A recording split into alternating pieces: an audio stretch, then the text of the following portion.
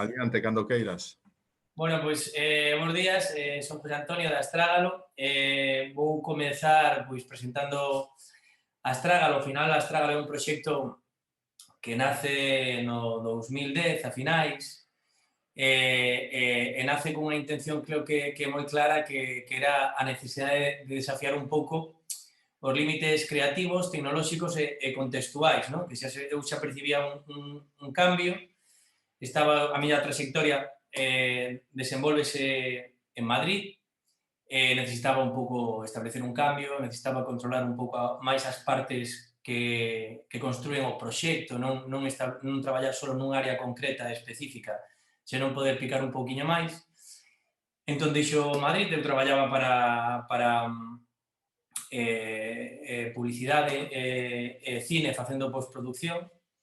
Traballamos para Fiat, para Jaguar, para Ford, facíamos os trailers de Fuga de Cerebros, de Pagafantas, etc. ¿no? Un pouco no 2010 teño un pequeno accidente e estrago ou rompo o astrágalo, non? Un pouco storytelling, non? Da compañía, e decido montar este proxecto que é Astrágalo Studio, que nació un pouco con esa filosofía tamén un pouco. Era unha ruptura, non? De como se facían as cousas ata a data, ou a sensación que tiña eu, como as quería facer, non?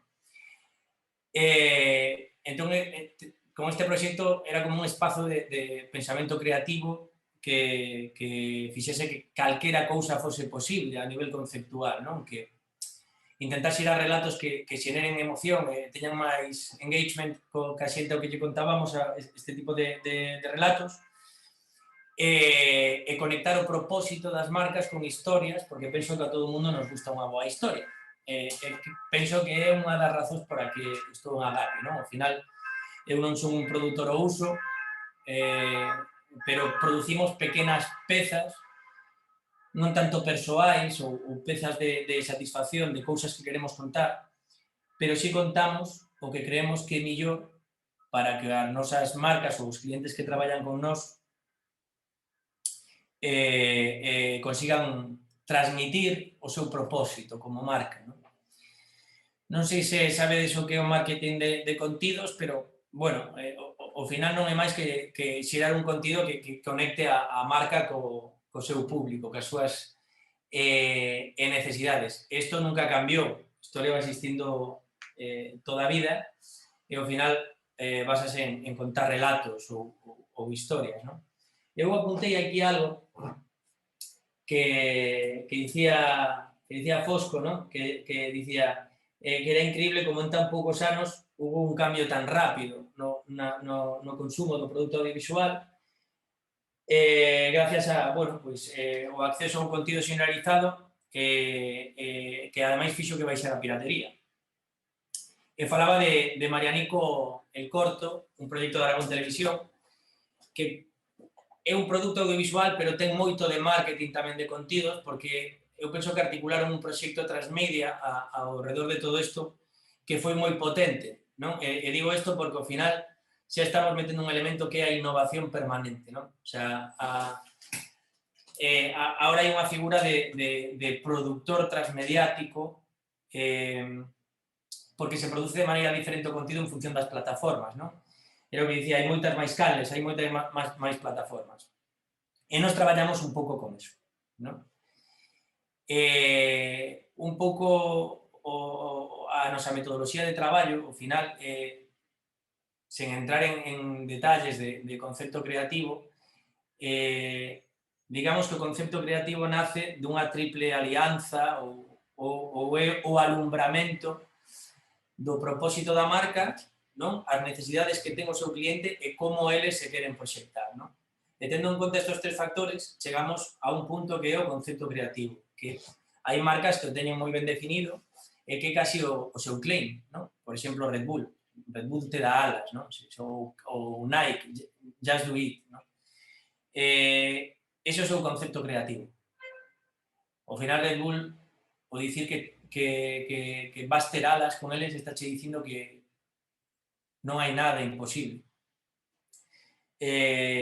A súa comunicación é coherente porque fan que nada sexa imposible, non? O sea, Se pensamos, Red Bull é unha productora de contidos en si mesma, non? Ao final, digo que a comunicación é coherente porque con que se compromete Red Bull, por exemplo? Comprométese con xente que salta desde a estratosfera, xente que anda en motos dando saltos mortais, xente en silla de rodas que entra nun skatepark facendo acrobacias. Bueno, ao final vemos que patrocina a deportistas, non? A deportistas sempre de risco. Todo o que envolve o universo de Red Bull e que lle dá esa coherencia para que o usuario perciba realmente o que di o seu concepto creativo o seu claim está moi ben articulado e non deixa de ser marketing de contidos. Pero, bueno, unha vez que temos o concepto creativo, se fose un contido específico que estamos creando de cero, teríamos que facer a nosa historia, non? Cal é a historia? E despois da historia, elexir o tono e a comunicación do que vamos a contar, non? Que é o que lle dá a pátina que digo que fai que todo sexa coherente, non só as accións, senón como contas esas accións, non? E unha vez que temos eso definido, pasamos a contar non a historia, senón o relato. E aí sí que me gustaría definir ou establecer unha diferencia entre historia e relato. Ao final a historia é o que pasou, non? Os acontecementos reais ou inventados, pero globais. Todo o contido no seu conxunto. E o relato ao final o que fai é condensar esa historia nunha visión, a visión do creador, non? Quen conta a historia, como a conta e a que plataforma vai. Non? Entón, pareceme un traballo de orfebrería, que ao final, pois, nos creamos pequenas historias, producimos pequenos contidos, facemos pequenas pelis adaptadas ás necesidades do cliente que teñen que conectar cunha audiencia, ca necesidade de transmisión do propósito e bueno, todo iso convivir en armonía non só con accións, senón con tono.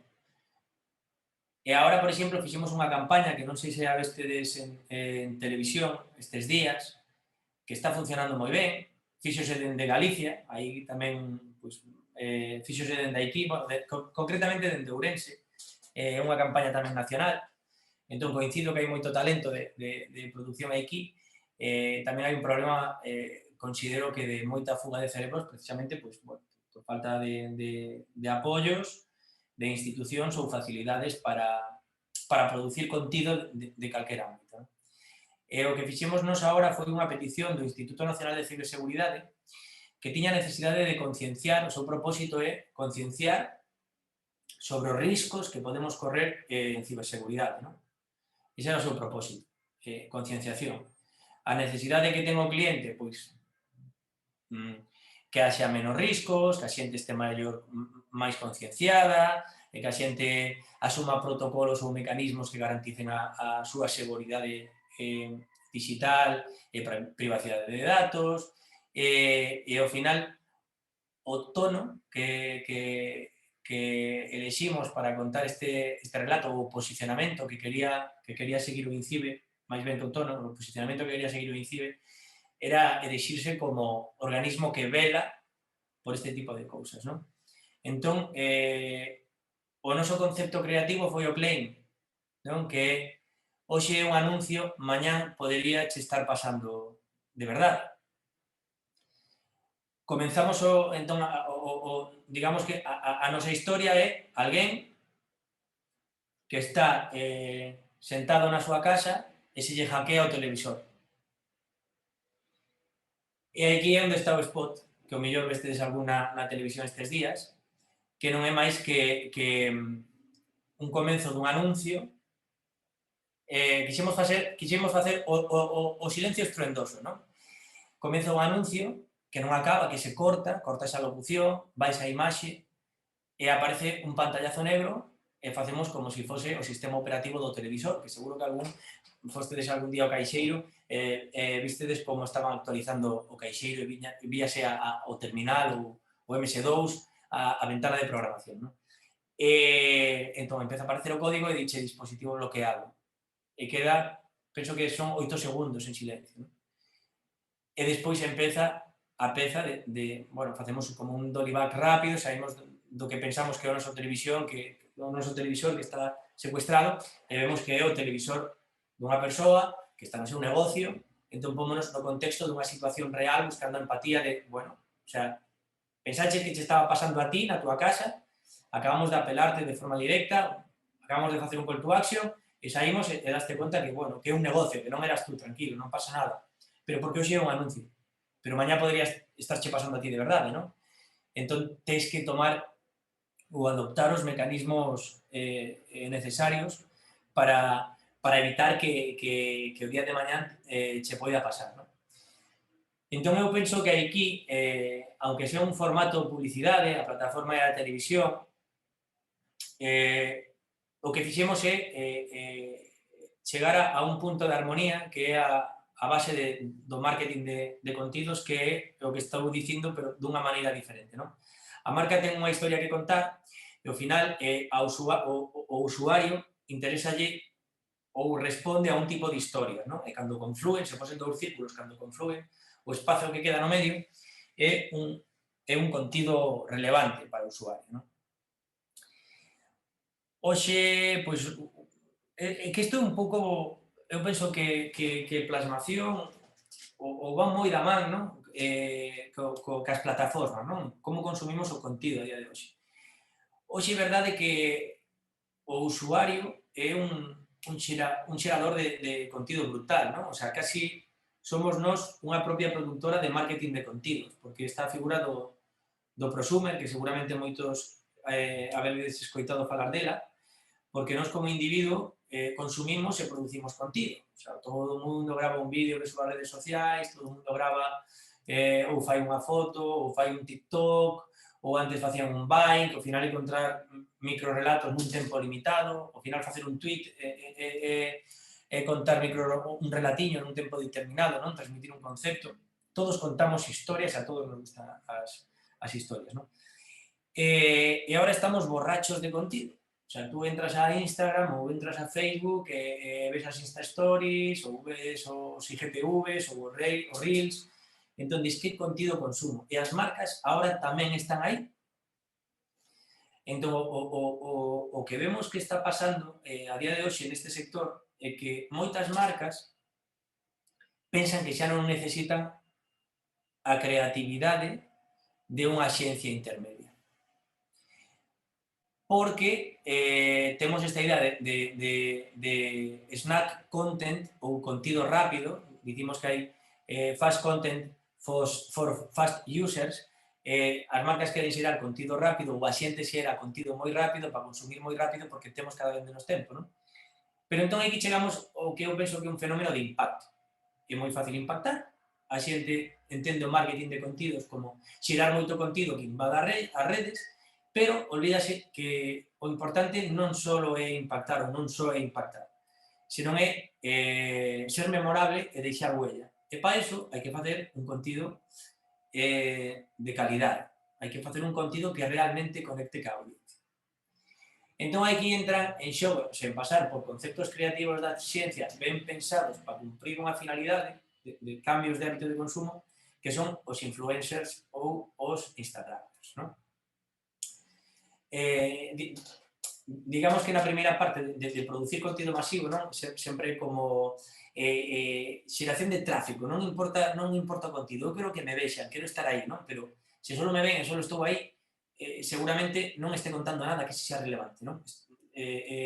Sexa un contido que pase de largo, que hoxe xerou moita repercusión, pero porque estou invadindo, recordan, pero non cala, non? Entón, bueno, neste punto estamos os influencers, os instagramers, que ao final son unha canle en sí mesma, non? Lía outro día, ahora non recordo o nome, dunha influencer italiana que estaba pensando en cotizar en bolsa, non? Que ao final non sei se sei ou non. Pero claro, tiña 20 millóns de seguidores. Entón, se nos pomos no punto de vista dunha marca, dis, ou dunha peli, ou dun programa de televisión, quen ten esa visita ás salas? Quen ten ese share de audiencia? O sea, non hai ningún formato que eu haxa visto 21 millóns de persoas prácticamente ao mesmo tempo.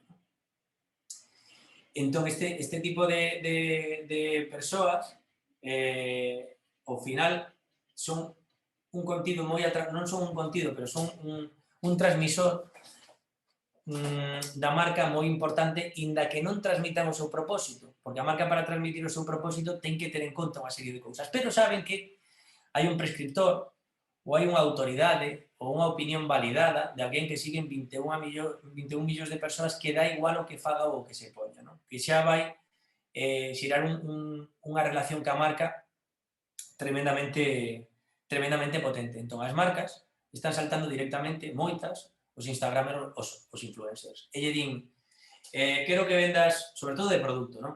Quero que vendas a miña colonia ou quero que vendas a miña roupa, faino ti como queiras. Porque o tono que tes ti fai que te consuman 21 millóns de persoas, non?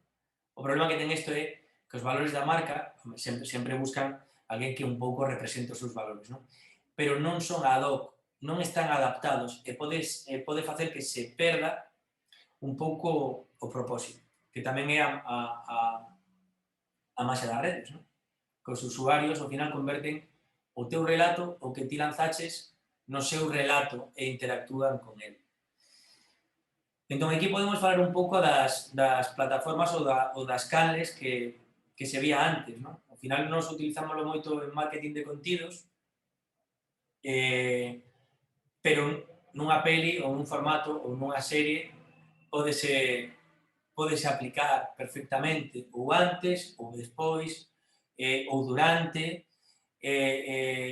cada vez eu penso que ten máis peso, non? Penso que en televisión española, perdade, que recoñeceu aquí o Siri a voz, estáme dicindo o tempo que está facendo hoxe en Ourense. Entón, bueno, eu penso que ahora, por exemplo, a televisión española, se lle presentas un contido infantil, non aceptan o contido se non ten un tratamento transmediático, non? Na TVG teñen aí unha figura tamén que intenta velar un pouco por estes intereses de contido, isto saltando a unha plataforma que a televisión, pero que xa está pensando en como ese contido que lle estás vendendo a televisión pode interactuar en outras plataformas, non? Entón, aquí hai moita estrategia de produción de contido porque hai un crecemento ou hai un desenvolvemento ao redor dun eixo principal da miña historia que a canle o televisor que se pode extender a outras plataformas. Por un exemplo concreto, vou a Aragón Televisión, que agora non teño exactamente toda a trama que fixeron na comunicación transmedia, que non sei se todos sabedes o que é, senón podemos ver despois para establecer diferencias entre plataformas, ou se me dá tempo, que non sei como vou de tempo, porque non sei a que hora comecei, O sea, eu vexo que son as 11:10, aquí no meu reloxo, pero non sei como vou de tempo. Como vou de tempo? Alfonso? Hola, hola. Vas ben, aínda terías outros 15, pois entre 15 minutos e media hora, que a anterior foi cortiña, entonces se nos queres comentar máis cousas, pois... Vale. O sea, que mínimo 15 minutos. Vale, pois, por exemplo, ahora con televisión, cando se fixo o encargo de contar esta peza ou de facer esta peza, non? Desenvolveron un universo transmedio alrededor de toda a peza, onde había, pois, que mira, podémolo ver non sei se podemos ver agora, bueno, da igual, pero fixeron conversacións con alumnos, non sei se articularon pezas pequeniñas para internet, non? O sea, non sei se articularon tamén algún tipo de podcast, ahora non recordo exactamente o que fixeron, pero aquí non, esta parte do universo transmedia, para os que non saibades o que é, ao final, tú partes dunha historia que se articula como eixo principal na plataforma que elixamos, non? Hai que ter isto moi en conta no marketing de contidos, porque moitas veces tentamos ou deixámonos obnubilar ou cegar pola técnica e non pola historia, polo relato que queremos contar, non? A historia ou a canle que eliximos como principal ten que estar escollida por unha razón concreta. Temos que ter moi claro que esa canle principal ou ese eixo principal é o que é máis idóneo para nós poder contar o noso relato. Neste caso era a televisión, non? Pero despois, a partir de aí, articulaban historias, non? Entón, ao final, o Transmedia desenvolve un eixo principal de contido, pero que establece unha apertura a outro tipo de plataformas. E o que se xira nesas plataformas é un contido complementario do noso eixo principal que complementa a historia, pero que ten sentido en sí mismo de forma independente. E nós podemos interactuar con el ou xirar ainda contido a maiores, ou eventos, ou o que surxe, non? Entón, os autores non lle suele gustar moito porque o que fai é que a obra escape ao seu control, a xente ten a capacidade de manipulala, de inventar ou imaginar o que pasou antes, o que puido pasar despois, ahondar na historia concreta dunha persoaxe, que sería como unha spin-off, e a partir de aí seguir abrindo contido de maneira infinita, ¿no?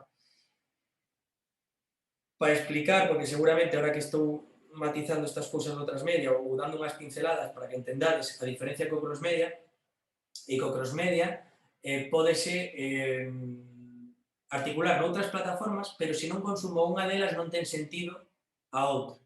Por exemplo, nesta conversa, eu agora recibo un WhatsApp ou entro nun perfil de Facebook e amoso enfado, non?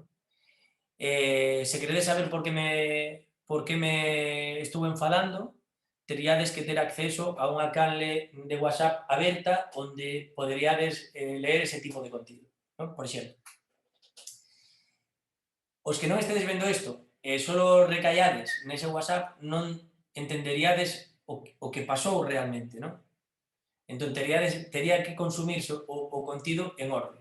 Primeiro me consumides a min, hai algo da historia que non está contado, e despois tendes que ir a outra plataforma. Sería o máis parecido, por un exemplo físico, a unha gincana, non? Pois, tes que vir a Ourense, falar comigo, de Ourense tes que ir a Lalín, en Lalín tes que atopar unha carta, nesa carta hai unha dirección que te leva a encontrar un baúl, nese baúl se o atopas hai unha chave, a chave lévate a Coruña, e na Coruña tes que abrir outra caixa onde hai algo, non? Iso sería máis un crossmedia. Entón, agora,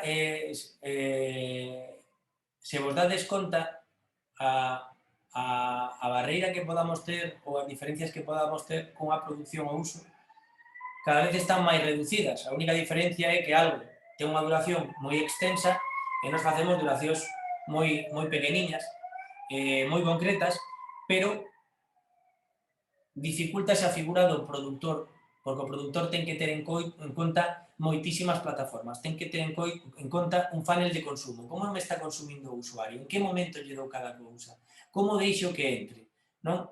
Cal é o punto de entrada da historia? Bueno, pois se a historia é a televisión ou a historia é un libro como eixo principal, pois ese é o punto principal de entrada. Pero estou articulando outros contidos que se converten noutros puntos de entrada e de vínculo ca miña historia. Por exemplo, o que pase en Twitter, non? Que alguén este escribindo en Twitter sobre a historia e a historia o leve a ahondar noutra parte da historia que cometa no eixo principal. O leve o cómic. Pues Harry Potter podría ser un contido transmedia. Ahora case todas as marcas están apostando eso e as televisións están apostando por eso. Land Rover, na TVG, está apostando bastante por facer contenido transmedia, non é contenido transmedia puro, pero Land Rover ten un eixo principal que é a televisión, pero despois está interactuando moito en redes e está sacando outro tipo de contidos a outras plataformas, que unha delas pode ser mismamente un produto licenciado, pode ser un merchandising. Entón, nos cando facemos marketing de contidos non é só pensar, vamos a facer un vídeo, non? Vamos a analizar todas estas cousas, vamos a ver cal é o propósito, vamos a ver cales son as necesidades, vamos a ver como se quere posicionar. A partir de aí facemos o concepto creativo. Unha vez que temos o concepto creativo, que podría ser un claim, o concepto creativo, unha fraseciña pequena, vamos ao noso relato, que sería como unha sinopse da historia, non? Vamos a nosa historia, perdón. E unha vez que temos a historia, vamos a elegir como a queremos contar. E unha vez que sabemos como a queremos contar, cal é o tono, non? Vamos a ir a parte de contar o relato, como queremos que sexa e que o público nos perciba, non? Unha cousa é como queremos nos que nos perciban e outra cousa é como nos perciban en realidade. Unha cousa é o noso posicionamento, como me quero posicionar eu, e outra cousa é a percepción. O noso posicionamento sempre depende de nós, é algo que controlamos nós. Pero a percepción non, é algo que é subjetivo de cada persoa que consuma o noso contido, non? Entón, articular unha historia para unha marca, pois, un pouco por resumir e recoller, non é única e exclusivamente dicir, bueno, pedironnos un vídeo que fale sobre isto, vale, pois vamos a facer un vídeo e non nos vamos a plantexar nada máis, non? Ao final hai que facer un traballo de orfebrería e adaptarse, guionizar, moitas veces non na profundidade, a non ser que fagas unha webserie como contido para transmitir o propósito da marca, non? Pero hai que entrar, non entramos en tanta profundidade de guión, salvo estos casos concretos, ou salvo que queira sacar un cómic, por exemplo, non? Que hai que dialogar e hai que ter en conta como é a trama, pero temos que condensar en 25 segundos ou en 20 segundos unha historia que ten planteamento, nudo e desenlace. Unha historia completa, que ten sentido, que engancha, non? Entón, temos que pensar que hai que facer contido relevante, non só facer contido, non facer contido sen máis, non inundar sobre contido como marca. Hai que pensar cal é o posicionamento da marca, como é a súa identidade visual, como é a súa identidade verbal, porque isto é a personalidade que teñen como marca, hai uns arquetipos de marca que te definen como eres un arquetipo de explorador, o caso de Red Bull, se eres un arquetipo de sabio, o caso de Google, a túa comunicación, incluso as túas cores teñen que ser dunha maneira determinada, e todo isto transmítese incluso a corrección de color ou a paleta cromática non só no deseño, senón no tratamento audiovisual. Penso que o marketing de contidos cada vez vai ter moitísima máis relevancia, porque inda que as marcas están indo moito a influencers e a instagramers, hai como unha burbulla ao redor de todo este tipo de estrategias. Isto, ao final, as ventaxas que ten a tecnoloxía, a innovación que supuxo, os novos hábitos de consumo, o que fai é que teñamos acceso a tanto contido que só vamos consumir ou só vai a perdurar en nós aquel que sexa realmente relevante. Repito moito relevante porque penso que é o importante do que facemos, non? Un contido relevante que conecte e transmita o propósito, non un contido sen máis, non? Falamos de audiovisual porque estamos neste círculo, pero pode ser simplemente visual ou pode ser simplemente auditivo, non? Que estamos aí con Cinemar. Podese contar a través dun podcast perfectamente unha historia, podese contar a través dunhas tiras cómicas perfectamente unha historia, incluso dende un único diseño que é moito máis difícil de condensar, podemos ter unha historia completa, unha tira cómica dun periódico, non?